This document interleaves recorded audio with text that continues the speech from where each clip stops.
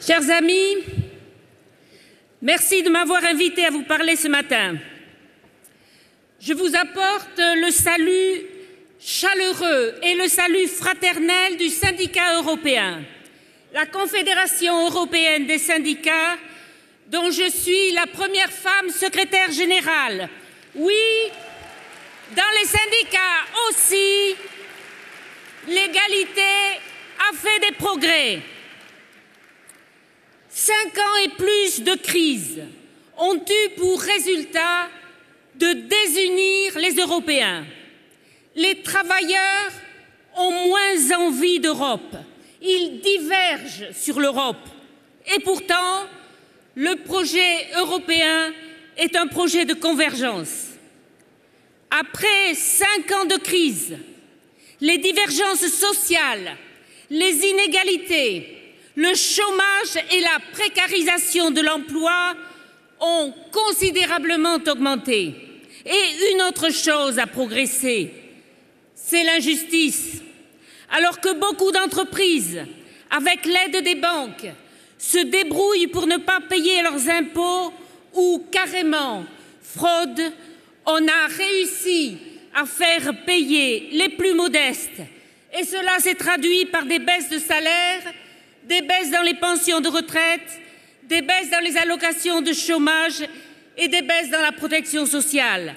Tout cela, chers amis, est une plaie douloureusement et dangereusement, je souligne, dangereusement ouverte au sein du syndicat européen. Tout cela signifie que nous avons besoin de vous aujourd'hui et surtout demain après les élections européennes. Nous avons besoin de vous pour arrêter le dumping social sauvage. La concurrence salariale et sociale qui s'est développée ces dernières années est un moteur extraordinairement puissant contre l'Europe. Et le problème du dumping social ne sera pas réglé uniquement par une directive de mise en œuvre du détachement des travailleurs, quel que soit le sort qui lui sera réservé au Parlement européen dans les semaines à venir. Nous avons besoin de vous pour que le secteur financier soit maîtrisé, contrôlé, pour qu'il retrouve sa fonction essentielle qui est de servir l'économie réelle, les travailleurs, les citoyens et pas la spéculation. Et pour que les banques ne soient pas une entreprise de services anti-taxes, comme par exemple a été démasqué le Crédit Suisse très récemment. Nous avons besoin de vous pour mettre fin à la différence de traitement entre les plus modestes et les plus riches. C'est une insupportable honte pour nos sociétés et c'est viscéralement inacceptable pour les travailleurs et les travailleuses que je représente ici. Et nous avons besoin de vous pour qu'une promesse soit tenue. Chers amis, la taxe sur les transactions financières doit devenir une réalité. Nous avons besoin de vous pour que la rhétorique de l'austérité aveugle soit enfin oubliée. Il faut sortir de la pensée unique. Nous avons besoin de vous pour qu'enfin un plan sérieux d'investissement et de croissance soutenable soit mis sur pied pour revenir vers une Europe de l'emploi et de l'égalité. Jusqu'à présent, il n'y a pas eu de plan de relance et de croissance digne de ce nom. Nous proposons un plan sur 10 ans permettant d'investir jusqu'à 2% du PIB européen. C'est possible s'il y a une volonté politique derrière. Et c'est la seule manière de retrouver une croissance créatrice d'emplois de qualité. Nous avons besoin de vous pour qu'un dialogue social sérieux et constructif puisse se développer à tous les niveaux et dans tous les pays. J'insiste, à tous les niveaux et dans tous les pays. La participation réelle, la participation active des partenaires sociaux au semestre européen, leur implication dans les décisions est essentielle.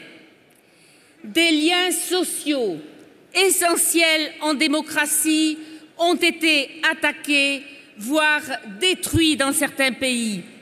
Et je le rappelle ici très clairement, l'Union européenne n'a pas d'avenir si elle s'impose de haut en bas. Nous voulons aller de bas en haut. Mes chers amis, vous avez aussi besoin de nous.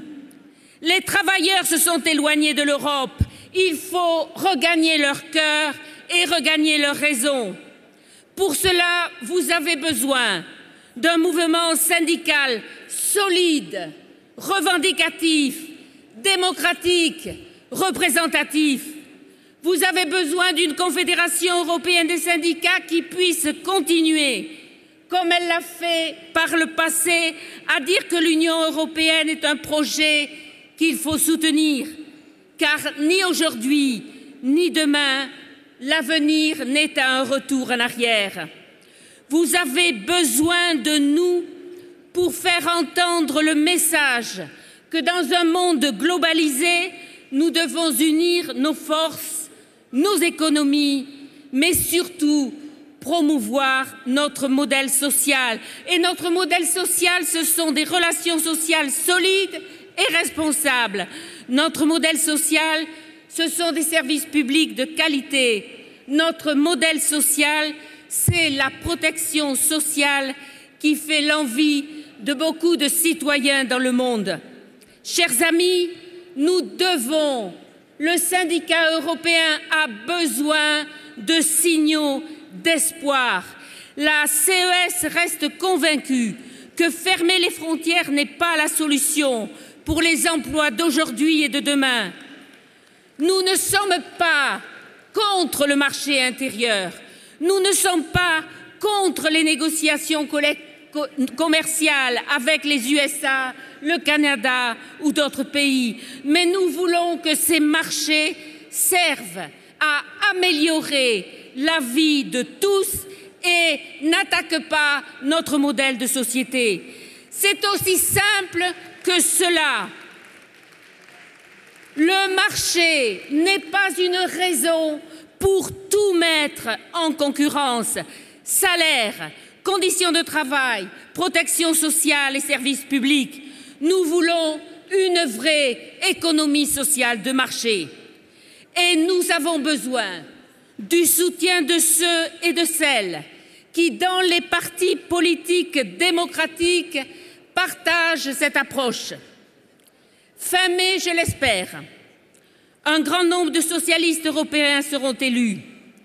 Nous attendons alors des actes politiques courageux pour inverser les tendances actuelles. Et Martin, je suis certaine que tu as compris ce message. Alors, le syndicat européen continuera, comme il l'a fait jusqu'ici, à travailler avec vous. Je vous remercie pour votre attention.